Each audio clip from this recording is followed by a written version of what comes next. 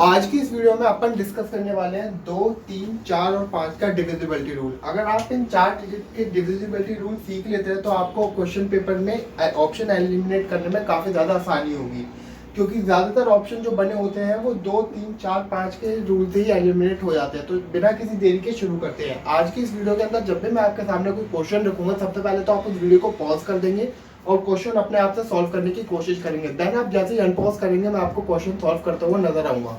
तो सबसे पहले अपन शुरू करते हैं 2 के डिविजिबिलिटी रूल से। तो 2 के डिविजिबिलिटी रूल में क्या होता है मैं बताता हूँ आपको, एक मिनट।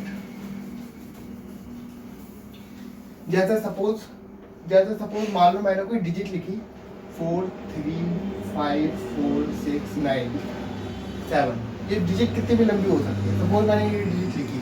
आपको 2 के डिविजिबिलिटी रूल में क्या देखना है कि एंड की जो ये डिजिट है, एंड की ये वाली डिजिट जो है ये 2 से कटती है या नहीं। अगर ये 2 से कटती है तो ये पूरी डिजिट भी 2 से कट जाएगी। अगर यही एंड वाली डिजिट 2 से नहीं कट रही तो ये पूरी डिजिट 2 से नहीं कटेगी। ये तो हो गया 2 का रूल। अब बात करते हैं 3 के रूल की। सबसे पहले मैं आपको सारे रूल एक साथ पढ़ा देता हूँ, उसके बाद मैं आपको एक एक करके ऑप्शन मतलब क्वेश्चन कराऊंगा इनके ऊपर, ठीक है। तो बात करते हैं 3 के रूल की। 3 का रूल ये कहता है, जैसे मान लो मैंने कोई भी डिजिट लिखी 5, 4, 3, 9, ये मैंने सपोज कोई भी डिजिट लिखी। आपको 3 के डिविजिबिलिटी रूल में ये चेक करना है कि ये जो डिजिट लिखी गई है ये 3 के टेबल से कटती है या नहीं कटती। इसके सम ऑफ डिजिट 3 से कटता है या नहीं कटता। जैसे कि मैं अभी आपको चेक करके दिखाऊं, 5, 4, 9 3 से कटता है तो इसे पूरा कैंसिल आउट कर दो। ये 9 यहाँ पर है, इसे पूरा कैंसिल आउट कर दो। 1 9 ये रहा, इसे भी पूरा कैंसिल आउट कर दो। 4 और 3 7 और 2 9, ये भी पूरा 9 हो गया। अब ये बचा सिर्फ 4, तो 4 तो 3 से नहीं कटता। तो इसका मतलब ये हुआ कि ये जो मैंने डिजिट लिखी है ये 2 से नहीं 3 से नहीं कटेगी, ठीक है। 2 का आप समझ गए, 3 का आप समझ गए। अब बारी आती है 4 की डिविजिबिलिटी के रूल की।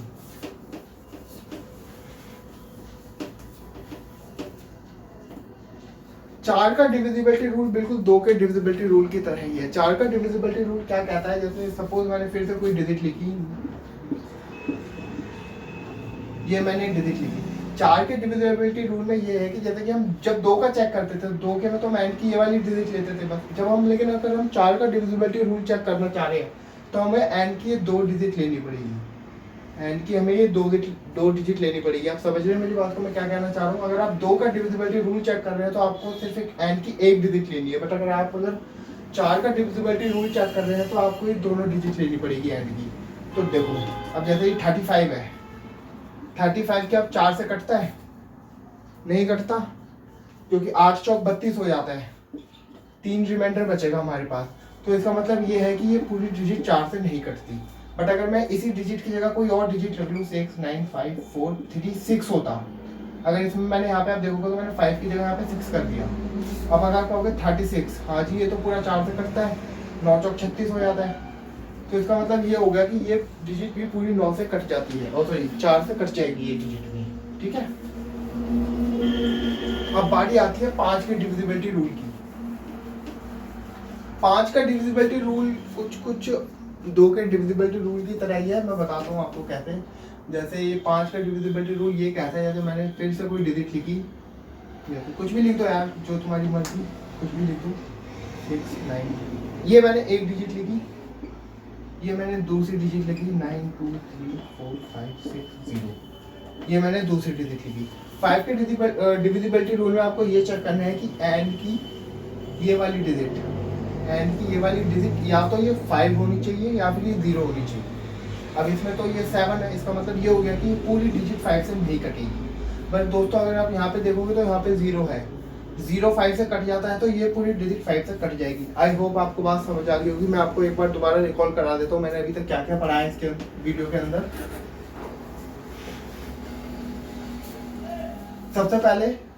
सबसे पहले हमने पढ़ा 2 का डिविजिबिलिटी रूल। 2 का डिविजिबिलिटी रूल ये होता है कि एंड जो भी डिजिट दी गई है उसका एक एंड का नंबर चेक कर लो। अगर वो 2 से कटता है तो वो पूरी डिजिट 2 से कट जाएगी। अगर एंड का एक नंबर 2 से कटता है तो ये पूरी डिजिट 2 से कट जाएगी। ये तो हो गया 2 का डिविजिबिलिटी रूल। अब आती है 3 की बारी। 3 का डिविजिबिलिटी रूल ये कहता है कि हमें जो भी डिजिट दी गई है, एक्स वाई जेड कुछ भी हमें डिजिट दी गई है, अगर इन डिजिट का सम अगर इन डिजिट का सम अगर 3 से कटता है तो ये डिजिट भी पूरी 3 से कट जाएगी। ये हो गया 3 का डिविजिबिलिटी रूल। अब बारी आती है 4 के डिविजिबिलिटी रूल की। 4 के डिविजिबिलिटी रूल में जैसे हम 2 के डिविजिबिलिटी रूल में हम ये एंड की एक डिजिट चेक करते थे, इसमें हम चेक करेंगे एंड की 2 डिजिट।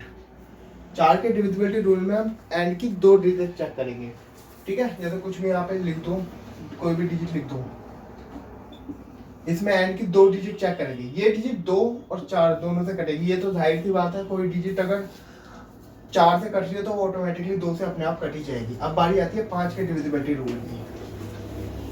ये अब मैं तेज इसलिए कर रहा हूँ क्योंकि मैंने एक बार इसे आराम से पहले पढ़ा दिया है, इसलिए मैं थोड़ा तेज पढ़ा रहा हूँ। 5 का डिविजिबिलिटी रूल ये कहते हैं कि एंड में जो भी हमें डिजिट दी गई है उसकी एंड डिजिट जो है, एंड की डिजिट वो या तो 5 होनी चाहिए या फिर 0 होनी चाहिए। इन दोनों में से कोई एक डिजिट होनी चाहिए। अगर इन दोनों में से कोई एक डिजिट एंड में है तो ये नंबर पूरा 5 से कट जाएगा। आई होप आपको बात समझ आ गई होगी। हाँ तो भाई मैंने सबसे पहले तो आपके सामने 2 क्वेश्चन लिखे। आपको सबसे पहले क्या करना है, आप इस वीडियो को पॉज करो और आप अपने आप से इन दोनों क्वेश्चनों को सॉल्व करने की कोशिश करो। जैसे ही आप इस वीडियो को अनपॉज करेंगे मैं आपको क्वेश्चन सॉल्व करता हुआ नजर आऊंगा। तो ठीक है, मैं साइड हो जाता हूँ। सबसे पहले आप इस वीडियो को पॉज करो और अपने आप से इन क्वेश्चनों को सॉल्व करने की कोशिश करो। उम्मीद है आपने कर लिए होंगे। तो आपने क्या करा होगा, ये है पहला क्वेश्चन। आपने इनको ऑप्शन देखा होगा, मैंने ये डिजिट दी है, मैंने पूछा है कि ये डिजिट किससे कटती है। आपने देखा होगा सबसे पहले कि हाँ तो ये 6 से तो मतलब 6 तो 2 से पूरा कट जाता है, तो ये 2 से कटनी चाहिए। हाँ ये 2 से पूरी कटनी चाहिए, 3 से ही कट नहीं सकती क्योंकि अगर हम इनकी सम ऑफ डिजिट करें तो अब देखना पड़ेगा कि 3 से कटती है नहीं करती। 9 5 4 9 6 3 9 6 नहीं, यहाँ पे 2 1 अकेला बच गया इसलिए 3 से नहीं कटती। 5 से कट नहीं सकती क्योंकि इसके एंड में 6 आ रहा है ना कि 0 या 5। अगर 0 या 5 आता है 5 से कट जाती। नन ऑफ दीज हो ही नहीं सकता क्योंकि जब भी 2 से कट रही है तो नन ऑफ दीज हो ही नहीं सकता। तो अब है दूसरा क्वेश्चन। आई होप आपने अब दूसरा क्वेश्चन भी कर लिया होगा। दूसरे क्वेश्चन में क्या दिया है कि ये डिजिट भी किससे कट जाती है पूरी। इसके ऑप्शन अगर आप देखोगे तो इसमें 5 दिया है, 10 दिया है, 5 और 10 दिया है और नन ऑफ दीज दिया है। अब इनमें से क्या हो सकता है, अगर आप इसकी एंड की ये वाली डिजिट देखोगे आप कहोगे यार ये 5 से तो कट जाती है, क्योंकि मैंने आपको 5 की डिविजिबिलिटी रूल में क्या बताया था, एंड वाली डिजिट या तो 5 होनी चाहिए या फिर 0 होनी चाहिए। यहाँ पे ये 0 है, इसका मतलब ये 5 से कटनी चाहिए। आपने इसे ए पे टिक कर दिया होगा, पर दोस्तों इसका ए नहीं है। अगर आप इस डिजिट को ध्यान से देखोगे, अगर आप इसको 10 से डिवाइड करोगे, मैं ये डिजिट यहाँ पे लिख देता हूँ सेम टू सेम 1 0 3 4 5 6 7 2 5 0। अगर मैं इसको 10 से डिवाइड करूं तो ये पूरी कट रही है। अब ये भी होगा, बस काफ़ी सारे बच्चों ने क्या करा होगा, इसमें सिर्फ ए पे मार्क कर दिया होगा, जो कि गलत आंसर है। इसका सही आंसर है सी। 5 और 10 ये दोनों से कटेगी ये डिजिट। हाँ तो भाई अगेन मैंने दोबारा तुम्हारे आगे 2 क्वेश्चन लिखे हैं। आप इस वीडियो को पॉज करो और आप अपने आप से इन दोनों क्वेश्चनों को सॉल्व करने की कोशिश करो। क्वेश्चन यही है कि ये डिजिट और ये डिजिट इनमें से किससे कट जाएगी। ऑप्शन ये दिए हुए, इसके ऑप्शन ये रहे, इसके ऑप्शन ये रहे। वीडियो पॉज करो और अपने आप से सॉल्व करने की कोशिश करो।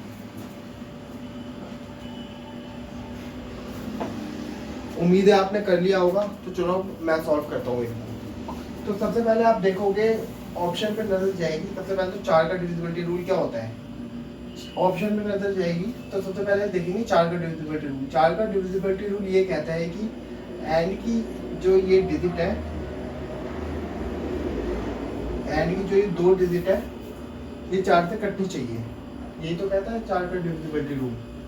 तो एंड की अगर ये एंड की 2 डिजिट देखे तो ये तो 4 से नहीं कटती, तो ये तो ऑप्शन होगा नहीं। 5 का डिविजिबिलिटी रूल ये कहता है कि एंड वाली डिजिट 0 होनी चाहिए या फिर 5 होनी चाहिए। ये 3 है, या तो ना तो ये 0 है ना ये 5 है, तो ये ऑप्शन भी नहीं होगा। अब बारी आती है सिर्फ 3 की। तो 3 को एक बार चेक करके देख लेते हैं इनका सम ऑफ डिजिट क्या है। इन सबको प्लस कर लो। अगर दूसरे शब्दों में कहूँ तो इनको ऐसे तोड़ के लिख लो। अगर आपको नहीं समझ आ रहा कैसे प्लस करते तो इनको तोड़ के लिख लो। 9 + 6 + 3 + 5 + 4 क्या आपने। अब इन्हें जोड़ो, ये इससे कट गया, 9 तो कट जाता है 3 से, 6 और 3 9, ये भी कट गया, 6 और 3 9 ये भी कट गया, 5 4 9 ये भी कट गया, 4 और 3 7 7 आ रहा है इसका डिजिटल मतलब क्या कहते हैं सम ऑफ डिजिट इसका 7 आ रहा है। अब 7 तो 3 से कटता नहीं है तो इसका ये भी आंसर नहीं होगा। इसका आंसर है नन ऑफ दिस। ये इसमें से किसी से भी नहीं कटती है डिजिट। अब क्या है, सबसे पहले तो ऑप्शन पे नजर दौड़ाया करो, क्वेश्चन देखने के बाद सीधा ऑप्शन पे नजर दौड़ाया करो, करना बाद में सॉल्व करा करो कि किससे कटेगा या किससे नहीं कटेगा। अगर 4 से देखें हम, 4 का क्या है कि एंड के 2 डिजिट 4 से कटनी चाहिए। 4 को 8 चौक 32, ये तो 4 से कट जाता है, तो इसका ये ऑप्शन हो सकता है। ए को टिक करने से पहले एक बार बी ऑप्शन को और चेक कर लो, क्या पता ये 3 से भी कटती हो। तो सबसे पहले हम देखेंगे 3 को देखने के लिए इनको सबको प्लस करो, क्या है ये। इसको यहाँ पे अगर मैं खोल के लिखूँ, थोड़ा सा समझाने के लिए अगर थोड़ा खोल के लिखूँ, 1 + 2 + 4 + 6 + 9 + 3 + 2, इनको अगर हम जोड़ेंगे 2 और 1 3, 3 से कट जाता है, 6 पूरा 3 से कट जाता है, 9 भी 3 से कट जाता है, 3 तो 3 से कट ही जाता है, 4 5 6 6, इसका मतलब ये पूरी डिजिट 3 से भी कट जाएगी। तो इसका ऑप्शन 4 ना हो करके सी होगा, 4 और 3 दोनों से ये डिजिट कट जाएगी। उम्मीद है आपको आज की वीडियो पसंद आई होगी। आज की इस वीडियो में हमने जाना, 1 मिनट में आपको दोबारा एक बार रिवाइज करा देता हूँ वीडियो खत्म होने से पहले कि आज की हमने इस वीडियो में क्या सीखा। आज की इस वीडियो में हमने देखा 2 से कौन से नंबर कटते हैं, 3 से कौन से नंबर कटते हैं, 4 से कौन से नंबर कटते हैं और 5 से कौन से नंबर कटते हैं।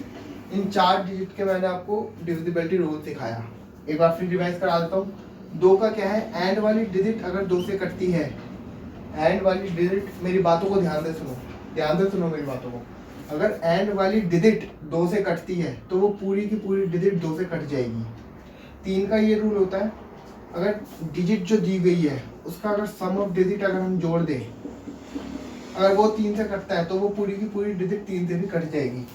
4 का रूल बिल्कुल 2 की तरह ही है, बस 2 में बस हम एंड की 1 डिजिट चेक करते हैं, 4 के अंदर हम एंड की 2 डिजिट चेक करेंगे। अगर एंड की 2 डिजिट 4 से कट रही है तो वो पूरी की पूरी डिजिट 4 से भी कट जाएगी। 5 का रूल ये कहता है कि अगर एंड में अगर 0 या 5 है तो वो डिजिट 5 से कट जाएगी। उम्मीद है आपको आज की क्लास पसंद आई होगी। क्लास कैसी लगी हमें कमेंट में करके ज़रूर बताना। मिलते हैं और नई क्लास में। आपको अगला टॉपिक कौन सा चाहिए आप प्लीज़ नीचे कमेंट कर दीजिएगा। ओके, आज के लिए बस इतना ही।